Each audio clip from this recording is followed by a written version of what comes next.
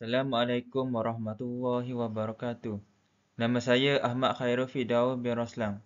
Nombor matrik saya 13 DKA 23F 2009. Hari ini saya akan memberi cadangan bagi menyelesaikan masalah kemalangan yang berlaku di Jalan Kota Baru ke Kuala Terengganu. Okey, untuk artikel pertama,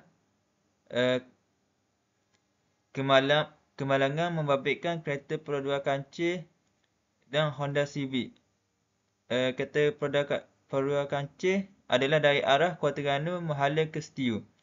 Manakala kereta Honda Civic pula dari arah bertentangan. Untuk masalah ini, untuk artikel yang kedua pula, kemalangan berlaku ketika mangsa yang memandu kereta jenis Honda Civic dalam perjalanan ke Kuala Terengganu menghala ke Kota Baru, manakala sebuah Toyota Hilux dalam perjalanan dari Penarik di sini menghala ke Kuala Terengganu. Okey, untuk dua artikel ini membabitkan arah bertentangan. Cadangan saya untuk kerajaan adalah untuk memasang papan tanda yang memberitahu di hadapan terdapat selekong bahaya. Papan tanda ini akan memberitahu pemandu bahawa terdapat selekoh tajam di hadapan. Ketika itu, pemandu akan mengurangkan sedikit kelajuan yang dibawa ketika itu. Ini dapat memastikan pemandu akan lebih perlahan di selekoh tersebut.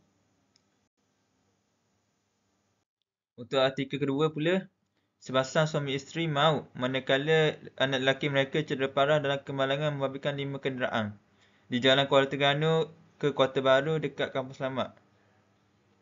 Ini kemungkinan kerana kereta itu keluar mengejut dan menyebabkan kereta lain tidak nampak dia keluar. Cadangan saya adalah memasang lampu isyarat di setiap di persimpangan tersebut supaya kereta berhenti.